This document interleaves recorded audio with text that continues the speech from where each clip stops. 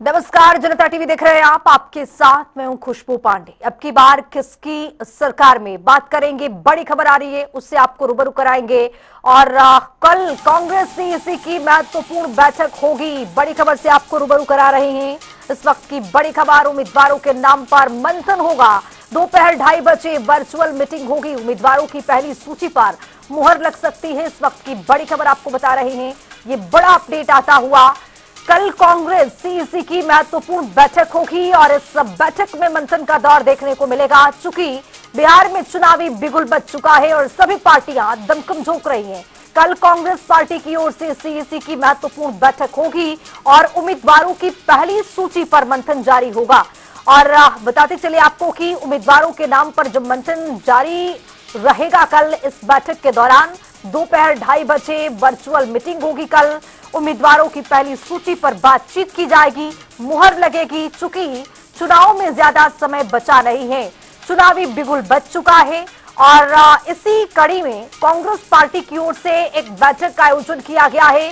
CEC की महत्वपूर्ण बैठक है, कल दोपहर 2:30 बजे इस बैठक का आयोजन किया जाएगा, जिसमें अब ये मंथन किया जाएगा कि पहली सूची में किन किन उम्मीदवारों का नाम का ऐलान हो और किसके किसके नाम पर मुहर लगने की इस पर संभावनाएं हैं। तो ये बड़ी खबर आपको बता रहे हैं, उम्मीदवारों की पहली सूची पर मुहर लगने की संभावना। कल कांग्रेस पार्टी की महत्वपूर्ण बैठक, सीईसी की बैठक में तमाम दिग्गज इसमें शिरकत करने वाले हैं।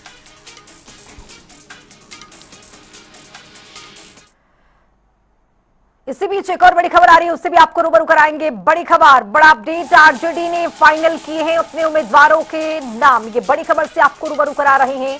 2 से 3 सीटों पर चेहरों को लेकर मंथन जारी है।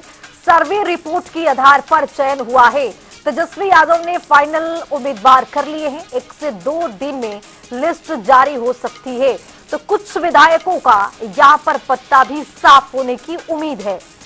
तो कुल मिलाकर आरजेडी में मंथन का जो दौर है वो देखने को मिला है। आरजेडी ने अपने उम्मीदवारों के चयन कर लिए हैं, फाइनल कर लिया क्या है, लेकिन कुछ विधायकों पर गाज गिरने की उम्मीद ये कि कुछ विधायकों का टिकट भी कट सकता है। चूंकि पार्टी ने सर्वे कराया है और सर्वे के आधार पर ही उम्मीदवारों का चयन किया गया है। तेजस्वी यादव की ओर से यह भी कहा गया है कि 1 से 2 दिन के भीतर भीतर ये नामों का ऐलान हो जाएगा, पहली सूची जारी कर दी जाएगी। तो आरजेडी ने अपने उम्मीदवारों के नाम फाइनल कर लिए हैं, पहली सूची तैयार कर ली गई है। सर्वे रिपोर्ट के आधार पर यह चयन हुआ है। तेजस्वी यादव ने फाइनल उम्मीदवार किए हैं। इस वक्त की बड़ी खबर, ये बड़ा अपडेट, तेजस्वी यादव ने यह भी कहा कि पहले सर्वे कराया गया, उसके बाद टिकट दिया जाएगा। चूंकि जीत की कहां पर पूरी संभावना है, वहीं पार्टी दांव लगाएगी। जिताऊ उम्मीदवार पर ही पार्टी दांव लगाएगी। हारने वाले कैंडिडेट जिन्होंने अपने क्षेत्र में काम नहीं कराया, उसकी टिकट कटनी पूरी तरह से तैयारी है टिकट कटने के लिए। तो कुछ विधायकों का पत्ता साफ हो सकता है, टिकट कट सकता है। आरजेडी ने उम्मीदवारों का जो सूची है वो बना लिया है और 2 से 3 सीटों पर चेहरों को लेकर मंथन अभी जारी है। 2 से 3 ही ऐसे सीट है जहां पर पेच अभी फंस रहे हैं। सर्वे की रिपोर्ट पर यह बड़ा फैसला पार्टी की ओर से लिया गया है।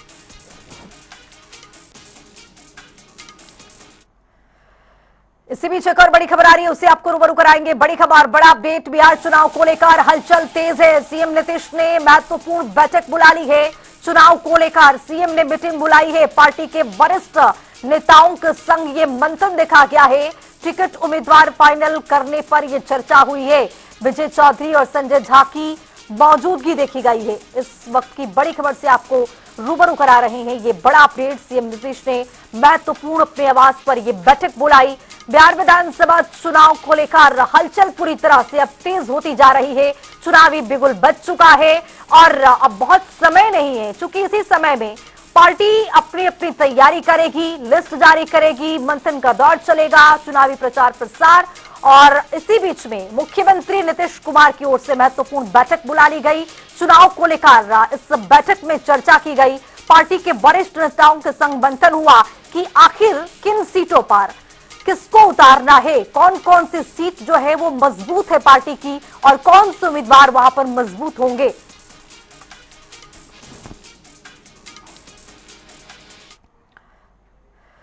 तो बिहार में चुनाव की तारीखों की घोषणा हो गई है और चुनाव आयोग द्वारा चुनाव की तारीखों की घोषणा करने के बाद तमाम सियासी दलों की प्रतिक्रियाएं सामने आने लगी हैं और इसी दौरान सभी अपनी जीत का दावा करते नजर आए। जहां कोई चुनाव आयोग की सराहना करता नजर आया तो किसी ने चुनाव आयोग पर ही तंज कस दिया। बिहार चुनाव की घोषणा होने के बाद किस सियासी दल ने क्या कुछ अपने बयानों के जरिए घेरा है चुनाव आयोग को और किसने इसको बताया है कि बहुत सही है, इस रिपोर्ट के जरिए आप देखिए।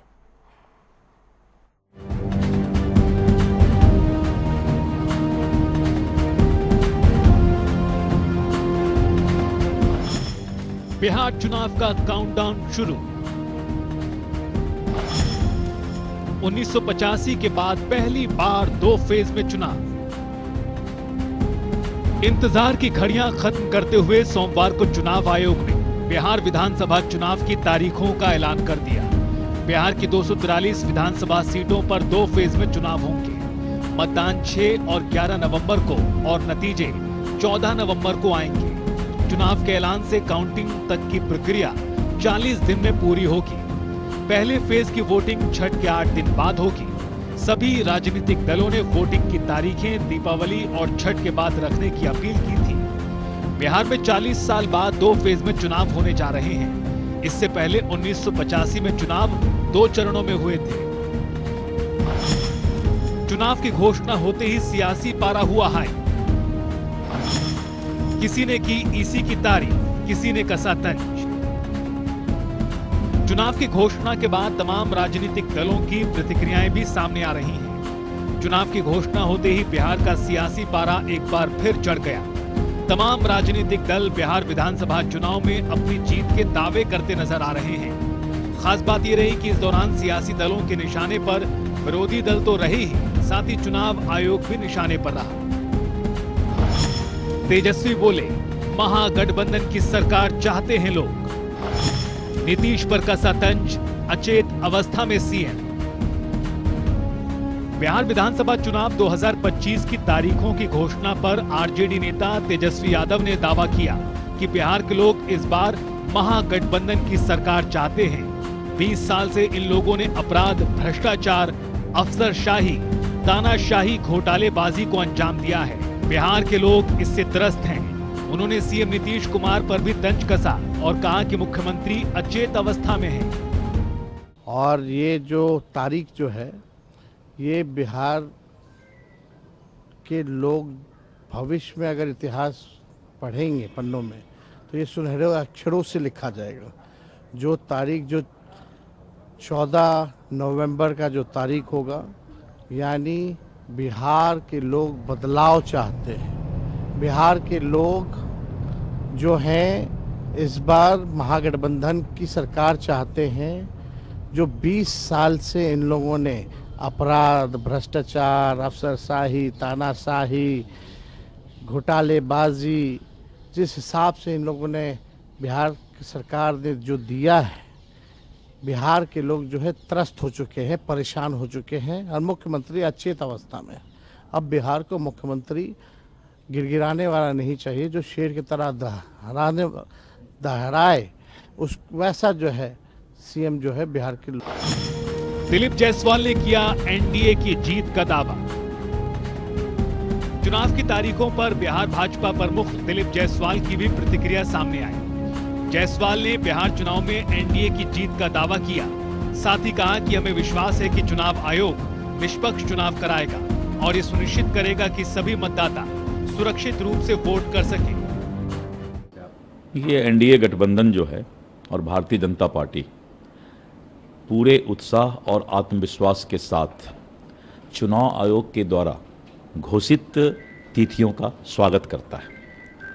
और चुनाव आयोग ने जो गारंटी दी है कि हम निष्पक्ष और मतदाता को पूर्ण सुरक्षा के साथ चुनाव कर 14 नवंबर को फिर से बिहार की जनता एनडीए गठबंधन की सरकार बनाने का अपना निर्णय देगी। ये मुझे पूरा विश्वास है। जनता लोकतंत्र को मजबूत करने और एनडीए के विकास के जो हमारा आगे बिहार को आगे बढ़ाने का मुद्दा था, जनता इस बात को समझ रही है कि विकास एनडीए सरकार ही कर सकती है और हमने इसका जो है क्रियान्वित करके और जनता में विश्वास भी जीतने का काम किया है। एनडीए गठबंधन इस चुनाव के लिए पूरी तरह तैयार भी है और चुनाव की तारीखों की घोषणा पर प्रशांत किशोर का बड़ा बयान। ये बिहार में बदलाव की तारीख का ऐलान। चुनाव की तारीखों की घोषणा पर जनसुराज के सूत्रधार प्रशांत किशोर ने कहा, ये बिहार के जनमानस के लिए चुनाव की तारीखों का ऐलान नहीं हुआ, ये बिहार में बदलाव की तारीख का ऐलान है। बिहार में एक नई शुरुआत का ऐलान हुआ है। पीके ने दावा किया कि इतना तय है कि बिहार में बदलाव होने जा रहा है, नई व्यवस्था बनने जा रही है। ये हम लोग के लिए और बिहार के जनमानस के लिए चुनाव के तारीखों का ऐलान नहीं हुआ है। उनके राजनीतिक 30-35 साल से चल रहे राजनीतिक बंधुआ मजदूरी के खात्मे के डेट का ऐलान हुआ है। बिहार में बदलाव के डेट का ऐलान हुआ है। बिहार में एक नई शुरुआत का ऐलान हुआ है। नहीं होता है तो हम लोग अभी से लेकर चुनाव तक जितनी ताकत, जितनी ईमानदारी से पहले कोशिश करते आए हैं, उतनी मेहनत से अपनी बात जनता के बीच में रखेंगे। अब हमने अपनी बात रख दी है, अब प्रत्याशियों की बारी है। प्रत्याशियों की सूची 9 तारीख को जारी होगी। उसके बाद सारे प्रत्याशी जनता के सामने होंगे। जनता को अब तय करना है कि उनको 15 साल जंगल राज चलाने वाले चाहिए, नीतीश का भ्रष्टाचार वाला सरकार चाहिए, कि जनता का सुंदर राज चाहिए, जनसुराज चाहिए। बिहार चुनाव का शंखनाद हो चुका है। तमाम सियासी दल अपनी अपनी जीत के दावे कर रहे हैं। चुनाव की घोषणा होते ही पार पलटवार का दौर भी तेज हो गया। बिहार में एक तरफ जहां एनडीए नीतीश कुमार के नेतृत्व में सत्ता में वापसी करने की कोशिश कर रही है, तो वहीं तेजस्वी यादव और राहुल गांधी महागठबंधन की मजबूत चुनौती पेश कर रहे हैं। एनडीए और महागठबंधन की लड़ाई के बीच प्रशांत किशोर एक नए विकल्प के तौर पर बिहार की सियासत में उभरे हैं। कुल मिलाकर बिहार में इस बार त्रिकोणीय मुकाबला देखने को मिल सकता है। बिहार का सियासी पारा हाई है। देखना दिलचस्प होगा जनता किसे अपना आशीर्वाद देती है। ब्यूरो रिपोर्ट, जनता टीवी। तो इससे बीच बड़ी खबर आ रही है, उससे आपको रूबरू कराएंगे। बड़ी खबर, बड़ा update, breaking news. India bloc के सूत्रों के हवाले से ये बड़ी खबर आपको बता रहे हैं। ये बड़ा अपडेट, सीपीआईएमएल ने आरजेडी का ऑफर रिजेक्ट कर दिया है। आरजेडी ने ऑफर की थी 19 सीटों और 19 सीट रिजेक्ट कर दिया गया है। करीब 30 सीटों की मांग पर सीपीआईएमएल अड़ा हुआ है। चूंकि देखा गया कि पिछले विधानसभा के दौरान किस तरह से सीपीआईएमएल और इन पार्टियों का किस तरह से दबदबा देखा गया था। सबसे अच्छा प्रदर्शन करने वाली ये पार्टी रही थी और इसी बीच में इसी को लेकर 30 सीटों की मांग पर इंडिया ब्लॉक से ये मांग किया गया था सीपीआईएमएल की ओर से। लेकिन अब ये खबर आ रही है कि सीपीआईएमएल ने आरजेडी का ऑफर रिजेक्ट कर दिया है। आरजेडी ने 19 सीटों की ऑफर दी थी, उसको रिजेक्ट कर दिया है। करीब 30 सीटों की मांग पर सीपीआईएमएल पूरी तरह से अड़ा हुआ है। तो इंडिया ब्लॉक के सूत्रों के हवाले से ये बड़ी खबर आपको बता रहे हैं। सबसे अच्छा प्रदर्शन करने वाली पार्टी ये बनी थी सीपीआईएमएल। जो लेफ्ट की पार्टियां थी, विधानसभा 2020 के चुनाव में सबसे अच्छा इनका प्रदर्शन रहा था। और इसी दौरान देखा गया कि इंडिया ब्लॉक में एक ये जो लेफ्ट की पार्टियां हैं वो अपनी दमखम रखती है, लेकिन 30 सीटों की मांग थी इनकी। आरजेडी ने इस ऑफर को ठुकरा दिया है। 19 सीटों की बात की है, लेकिन सीपीआईएमएल की ओर से इस मांग को पूरी तरह से नकार दिया गया है। इस सीट को पूरी तरह से नकार दिया गया है कि 19 सीट पर कैसे भी बात नहीं बनेगी, आपको 30 सीट देना ही होगा। तो अब बताते चले आपको कि मुकेश सहनी की खबर आ रही थी कि वीआईपी के मुकेश सहनी किस तरह से नाराज हो गए। 7 सीटों की मांग थी उनकी, उप मुख्यमंत्री का मांग था, लेकिन अब सीपीआईएमएल की ओर से भी रिजेक्ट कर दिया गया है कि भाई 19 सीटों पर बात बिल्कुल भी नहीं बनेगी, 30 सीटों की मांग है।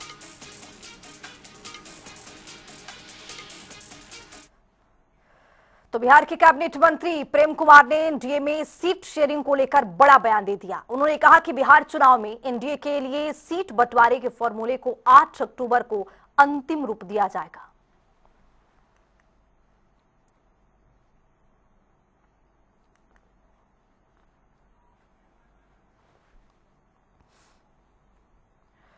तो बिहार विधानसभा चुनाव की तारीखों की घोषणा होते ही लालू प्रसाद यादव ने एनडीए पर तंज भी कसा है ट्वीट के जरिए।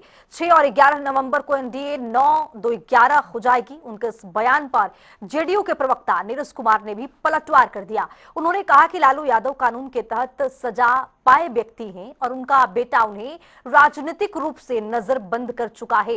नीरज कुमार ने आगे कहा कि लालू केवल सुभाष यादव, अरुण यादव के नामांकन में ही शामिल होंगे। साथ ही उन्होंने व्यंग करते हुए कहा कि तेजस्वी यादव ना तो मुख्यमंत्री बनेंगे और न ही नेता प्रतिपक्ष बनकर रह पाएंगे। सुनिए क्या कुछ कहा गया। देखिए, माननीय लालू प्रसाद जी सजा याफ्ता है कानून के नजर में। अब बेटा ने उनको राजनीति में सजा याफ्ता बना दिया है, राजनीतिक रूप से नजरबंद कर दिया है। निकलना मना है, बोलना मना है, लेकिन सुभाष यादव के नॉमिनेशन में जाएंगे ये, क्योंकि मालदार पार्टी है तो जाएंगे। बालू माफिया है, हथकड़ी लगा हुआ, उसके बगल में भाषण देंगे। अरुण यादव संदेश के यहाँ जाएंगे। ये चरित्र बताता है राष्ट्रीय जनता दल का। अरे लालू जी, स्मरण है ना, 24 नवंबर 2005 से माननीय नीतीश कुमार जी राजनीति में देव पटका की ले पटका लगातार दे रहे हैं और तीर निशाने पर लग रहा है।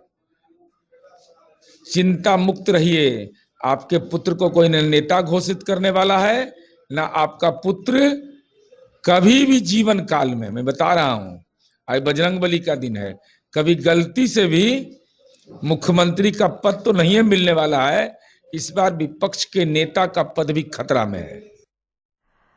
तो आइए बुलेटिन में आगे बढ़ेंगे। चुनाव की घोषणा होते ही बिहार का सियासी पारा हाई हो गया। इसी बीच में तेजस्वी यादव ने एक बार फिर सीएम बनने के लिए ताल ठोक दी है, जिसको लेकर बीजेपी ने तेजस्वी पर तीखा पलटवार कर दिया। सुनिए।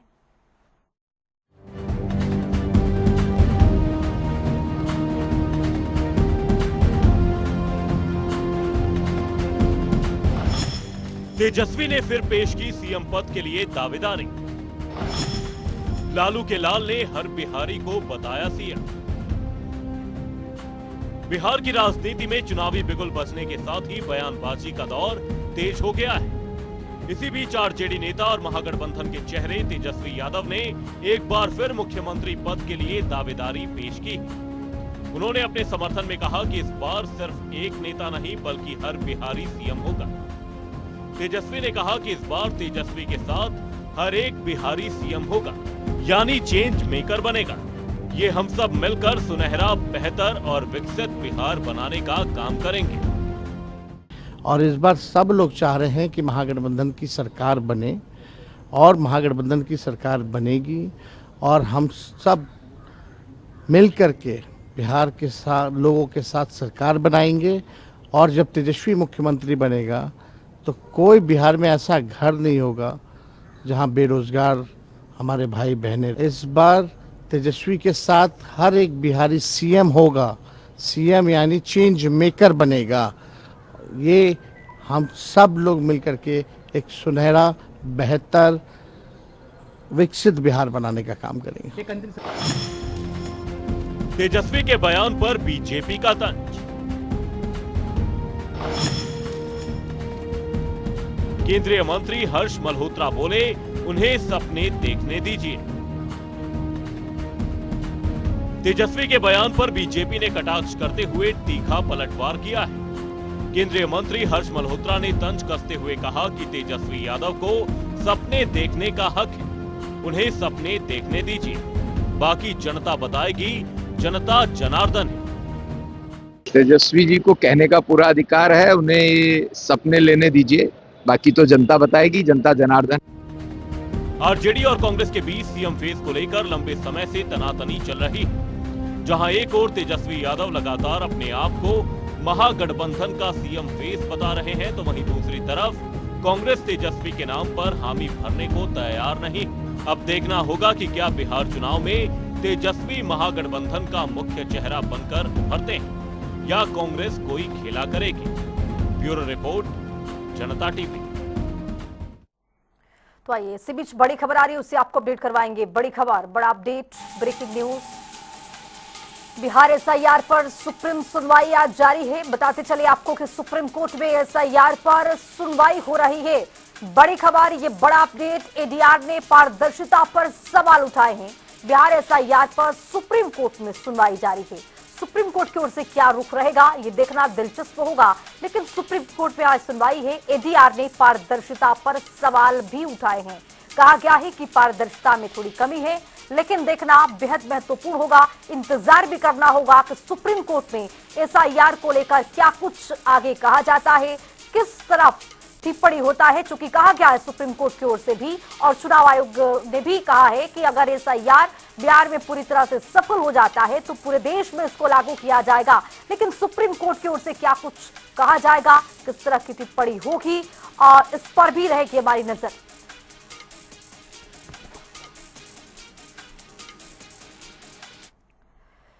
इसी बीच एक और बड़ी खबर आ रही है, उसे भी आपको अपडेट करवाएंगे। बड़ी खबर, बड़ा अपडेट। केंद्रीय कपड़ा मंत्री से अक्षरा सिंह की आज मुलाकात हुई है। गिरिराज सिंह से अक्षरा सिंह आज मुलाकात करते हुए नजर आई है और मुलाकात की तस्वीरें भी सामने आई है। एक सैंडल पर मुलाकात की तस्वीरें शेयर की गई है। मुलाकात कर आशीर्वाद लिया अक्षरा सिंह ने, लिखा है।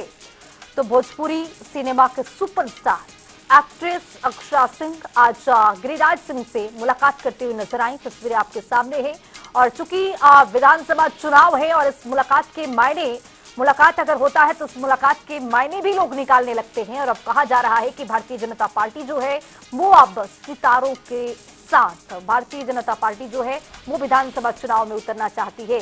और ये देखिए तस्वीरें अक्षरा सिंह की, और अक्षरा सिंह ने एक सैंडल पर पोस्ट भी किया है और लिखा है कि मुलाकात हुई और मुलाकात के दौरान आशीर्वाद मिला। लेकिन किस तरह का आशीर्वाद मिला ये देखना बेहद जरूरी होगा। इसी बीच एक और बड़ी खबर आ रही है, उससे भी आपको अपडेट करवाएंगे। बड़ी खबर, चिराग पासवान के साथ भारतीय जनता पार्टी की बैठक जो थी वो खत्म हो गई है। करीब आधे घंटे तक ये बैठक चली है। धर्मेंद्र प्रधान, विनोद तावड़े के साथ ये महत्वपूर्ण बैठक चिराग पासवान कर रहे थे, केंद्रीय मंत्री। चूंकि एलजीपीआर का एक मजबूत पकड़ है बिहार में और इसी को लेकर लगातार जो भारतीय जनता पार्टी है वो बैठक कर रही है। चिराग पासवान भी सीट को लेकर अड़े हैं, लेकिन इस बैठक के दौरान क्या कुछ मंथन हुआ, किस तरह की बातें रखी गई चिराग पासवान की ओर से, भारतीय जनता पार्टी की ओर से क्या कुछ कहा गया, इसको लेकर जानकारी स्पष्ट नहीं है। लेकिन आपको बताते चले कि जो चिराग पासवान के साथ भारतीय जनता पार्टी की बैठक चल रही थी वो बैठक पूरी तरह से खत्म हो गई है। तकरीबन आधे घंटे तक ये बैठक चली है, जिसमें धर्मेंद्र प्रधान, विनोद तावड़े की मौजूदगी थी।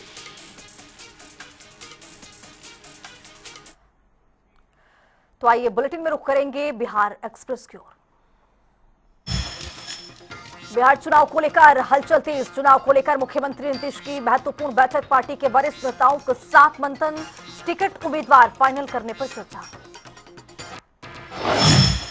एनडीए में सीट शेयरिंग को लेकर बोले कैबिनेट मंत्री प्रेम कुमार, कहा बिहार चुनाव में एनडीए के लिए सीट बंटवारे के फॉर्मूले को 8 अक्टूबर को अंतिम रूप दिया जाएगा। पटना में केंद्रीय मंत्री हर्ष मल्होत्रा ने दिया है बड़ा बयान, कहा नीतीश कुमार और प्रधानमंत्री मोदी के नेतृत्व में एनडीए की सरकार बनेगी। बिहार की जनता पिछले 15 से 20 सालों से बिहार में चल रही विकास की लहर के कारण डबल इंजन वाली सरकार चाहती है। पटना में जेडीयू नेता अभिषेक झा ने तेजस्वी यादव पर साधा है निशाना, कहा नीतीश कुमार की वजह से उन्हें राजनीतिक मिला मौका। हास्यास्पद लगता है जब तेजस्वी यादव कहते हैं कि सरकार नकलची है। आरजेडी नेता तेजस्वी यादव के बयान पर मंत्री अशोक चौधरी का पलटवार, कहा यह सब बेकार की बात है क्योंकि नीतीश कुमार के खिलाफ कुछ नहीं है, इसलिए ये लोग झूठा प्रचार कर रहे हैं। जनता एनडीए के साथ है।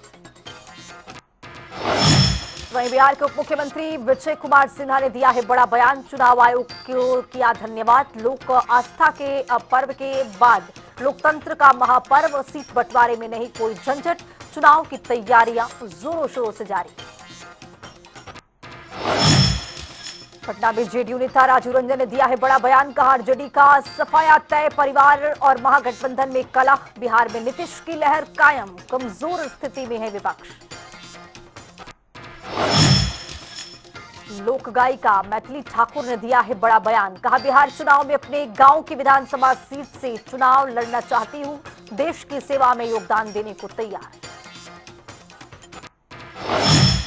बिहार विधानसभा 2025 के लिए सुपौल जिले की सभी 5 सीटों पर 11 नवंबर को होगा द्वितीय चरण का मतदान। 14 नवंबर को मतगणना, 13 से 20 अक्टूबर का को नामांकन 21 अक्टूबर स्कूटनी, 23 अक्टूबर नाम वापसी। शेखपुरा में विधानसभा चुनाव 2025 को लेकर डीएम और एसपी ने की है प्रेस वार्ता। चुनाव की तैयारियों, सुरक्षा, मतदान आचार संहिता लागू होने की दी गई पूरी जानकारी। वहीं बिहार विधानसभा 2025 पर मधुबनी के 10 विधानसभा में 11 नवंबर को होगा मतदान। 31,98,000 मतदाता, 415 सेक्टर पदाधिकारी तैनात। वेब टेलीकास्ट सहित निष्पक्ष और सुरक्षित चुनाव की तैयारी पूरी। कटिहार में 11 नवंबर को होगा दूसरे चरण का मतदान। जिलाधिकारी मनीष कुमार ने आचार संहिता की दी है जानकारी। सुरक्षा और शांतिपूर्ण चुनाव के लिए प्रशासन पूरी तरह से तैयार।